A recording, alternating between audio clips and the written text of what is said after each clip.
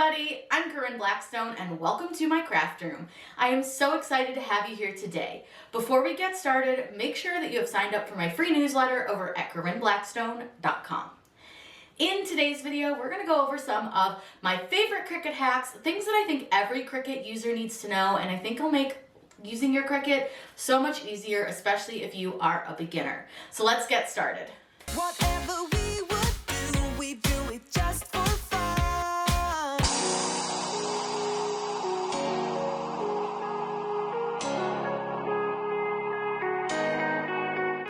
One hack that has saved me so much headache is how I load my vinyl onto my mat.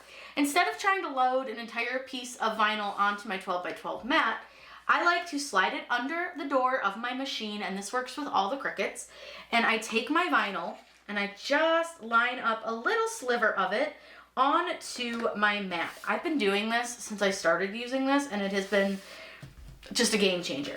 And then all I do is slide my mat out from under my machine while pressing my vinyl down onto my mat. That makes loading your mat super easy. You're not gonna have any of the weird overhang. And in case you didn't know, your mat can actually be put in either direction. This side or this side can be the top. It doesn't matter. Just keep that in mind. It really saves you a ton of time and effort.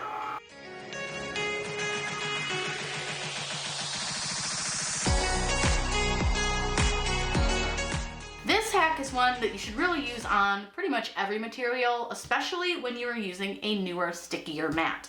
Rather than peeling your vinyl from the mat like this, where it's going to curl, you want to flip your mat over, face down onto your table. Then you want to curl your mat backwards. Now you do want to be careful. You don't want to fold it because you can crack your mat. You just want to lightly curl it back, and you can kind of get your finger under the edge of your material. And then all I do is I take my hand and I help hold my material down as I roll the mat back off of the material.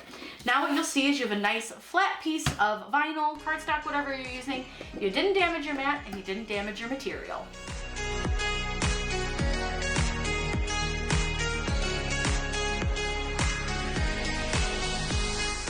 Reverse weeding is a great thing to use if you have a decal that maybe has a lot of small pieces, some of the pieces want to lift up, things like that. So what you're going to do is grab some transfer tape. And you can use any that you want. I like to use a medium tack. This is the StarCraft, and this is from 143 Vinyl. I will link it down below. So what I'm going to do first is I'm going to take my decal, I'm not going to weed it at all, and I'm going to place it down onto my transfer tape. Then I'm just going to cut the transfer tape around that image, so around the square, just like so. Then, just like you would if you were weeding it regular, just take a squeegee and you're going to burnish down your image. And all you need to do is peel the backing away from your design. Now you do want to do this carefully, just like you would if you had weeded it. You just want to take your time, and you'll have some parts that maybe want to stick. I did just change my blade, so I might have cut a little part here or there a little deep. Like you can see right here where it's cut a little deep, and it's probably cut a little deep right over here as well. Just take your time. You want to try to get all the pieces to stay down onto your design. Now I have a little piece here that came up with it, but that's not a piece that stays in the design, so it's completely fine. Like I said, I did cut a little bit deep. This just happens to me sometimes, especially when I change my blade, but if I don't leave it at the default pressure, it doesn't cut everything, so I just deal with the little bit that it might have cut a little too deep. So now what you'll see is you have your design, and you can see it. I don't know how well you guys can see it, but I can see it. And what you'll do is you can actually just start weeding it like you would normally. This is great for smaller designs with lots of details. So I'm going to start with the large piece of the backing, just like I would if I were going to do this any other way. And all I'm going to do is peel that off. Now you do want to be extremely careful because you are on the sticky side of the vinyl, so you don't want the vinyl to stick to any of the design on the back. So you just need to do this carefully and just take your time. And what you're going to see, and like I said, this is great for those really detailed designs, especially ones that have lots of little intricate letters, lots of little like spaces, stuff like that. But what you're gonna start to see is our design here. And we do have some letters. So I've got most of that out. That's all like the big piece that comes off the back. So then you can just start weeding as you normally would. So you're gonna just pull out the insides of your letters. You're gonna pull out any of the insides of the crystals, and then it's just gonna make weeding a little bit easier for a design that maybe has a little bit more detail, smaller letters, or if you're using a vinyl that just likes to come up off of the backing.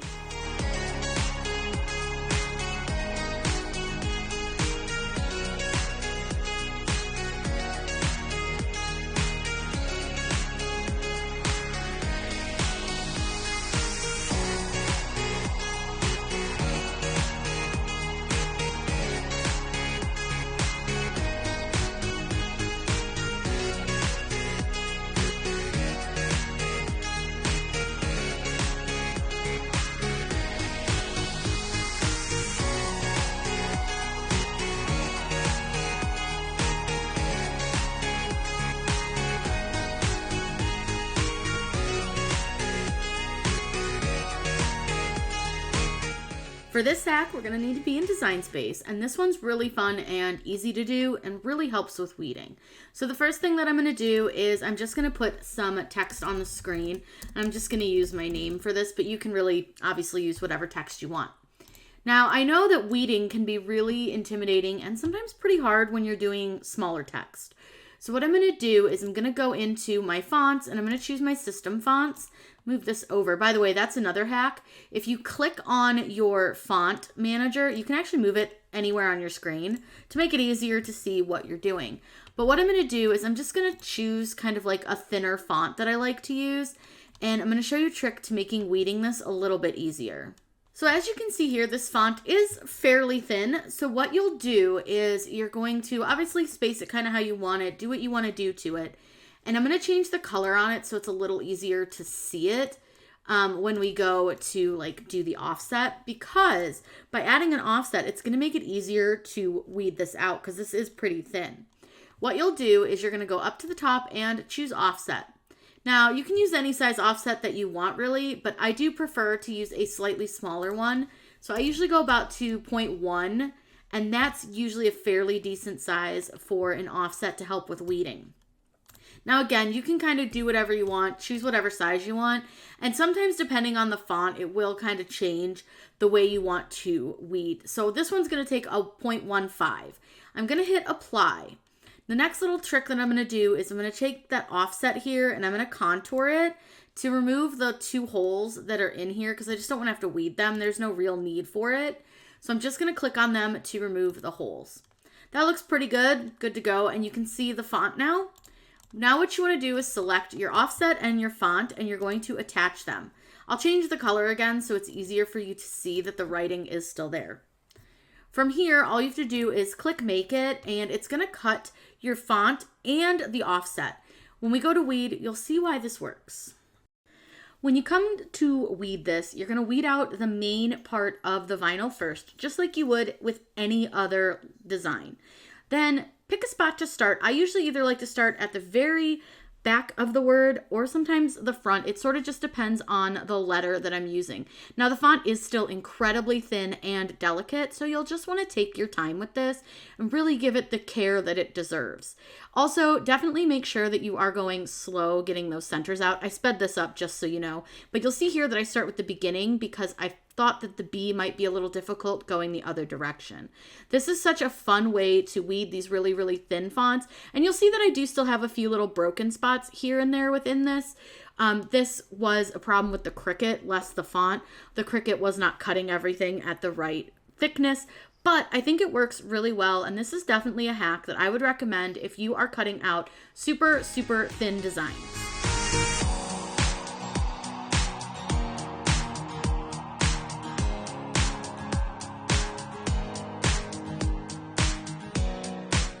When it comes to your Cricut mats, did you know that your carrier sheet, so the protective coating plastic, actually has to go on a certain direction?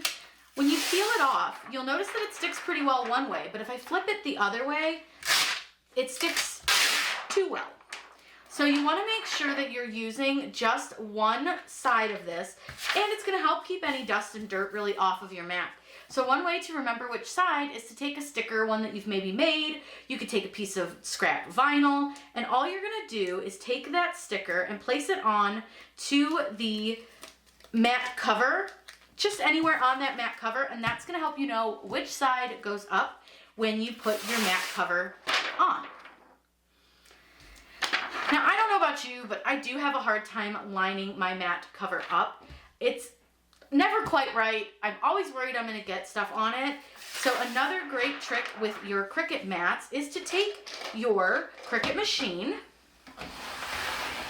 and get that in here. And just like how I load my vinyl onto my mat, I'm going to show you how to line up your mat cover. Just slip your mat under your door, just leaving a few inches out. And then take your mat and line it up with the bottom. Get that sticky part down, and then all you have to do is pull your mat out, run your hand up it, and you're gonna have a perfectly aligned mat every time. I do that to help really keep the mat nice and clean. It's super easy to do it that way, and like I said, that's how I load my vinyl too, which you saw earlier. So it's just a quick little trick that you can use to make sure that you're gonna have a really nicely aligned mat cover and keep your mats nice and clean.